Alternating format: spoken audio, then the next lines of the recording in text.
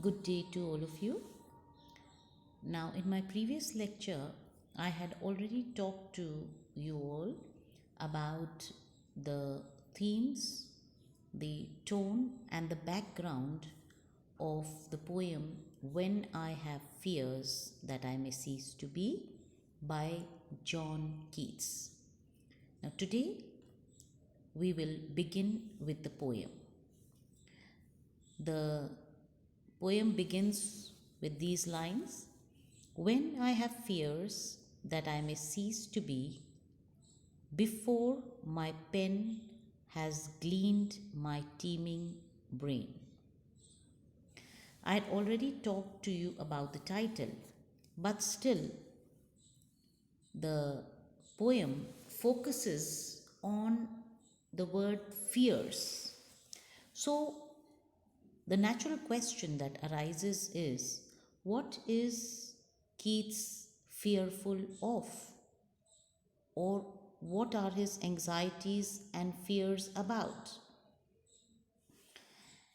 We all know that Keats was a very talented and gifted writer, a genius rather.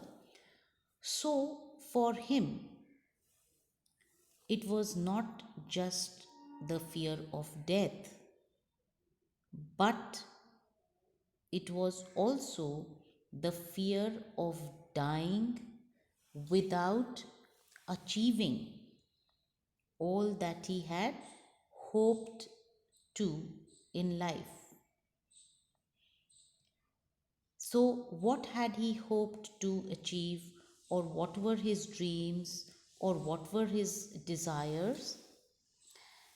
His dream or his ambition in life was to write great poetry, and he wanted to significantly contribute to the literary world of literature.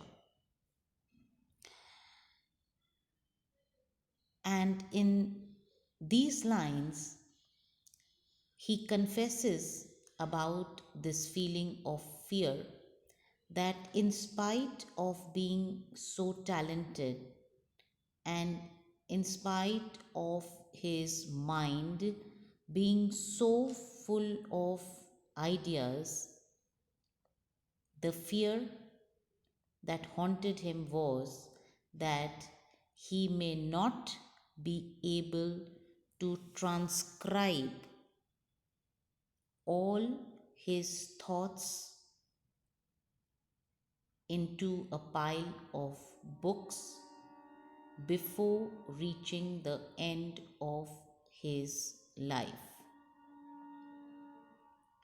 So it is for him a fear of losing the opportunity, the chance to accomplish his creative dreams.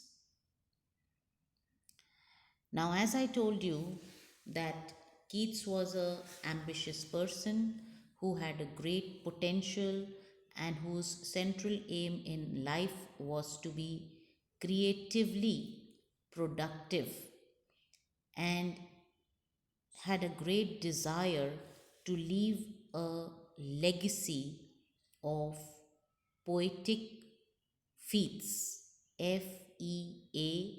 Feats. But it was his sickness and his family history of succumbing to the disease of tuberculosis that fear haunted him, that he may not be able to accomplish all whatever he aspired or hoped to do so. Now, when he says, before my pen has gleaned my teeming brain. Now, what is the meaning of the word gleaned? Gleaned means to gather, and in the agricultural terminology, it means to harvest or to reap.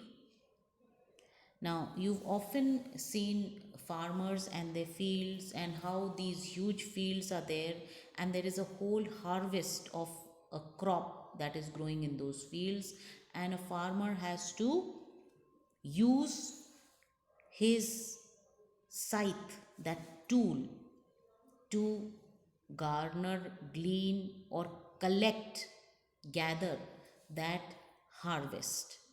Similarly, he's saying that he has this fear in his mind that he may not be able to use this tool, that is his pen, to put down all his thoughts which are full,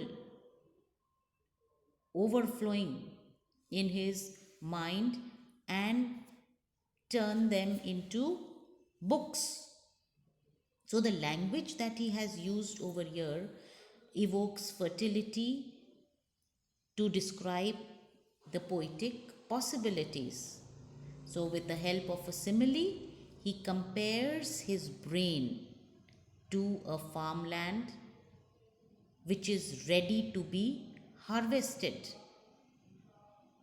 and the pen he has compared to a scythe, SCYTHE, which is a tool to reap the crop. And what is that crop? The thoughts of his mind. And this harvest metaphor continues as the speaker or the poet describes that the books that he would write would be storehouses of the ripened grain. Ripened grain are the mature thoughts which are gleaned, that is, taken, gathered from his imagination. So, the use of fertility words like gleaned, garner, full ripened grain reinforces the idea of the poet's creative mind, which is like a fertile landscape. And Keats views his imagination as that field of grain which is full of thoughts and ready to be harvested.